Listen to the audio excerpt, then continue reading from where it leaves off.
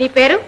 మా బాబు అప్పలు అంటాడండి, మా ఆయన అప్పి అంటాడండి, మీలాంటి వాళ్ళు అంతాను అప్పలమ్మ అంటారండి. నువ్వు భాస్కర్ రావు గారి ఇంట్లో పని మనిషివేగా? ఇప్పుడు ఏం చేస్తున్నావు? పని లేదండి. అమ్మగారు, మీ ఇంట్లో పని ఉంటే ఇప్పిస్తారండి. ఆ తర్వాత చూద్దాం. ముందు నేను అడిగే వాటికి సమాధానం చెప్పు.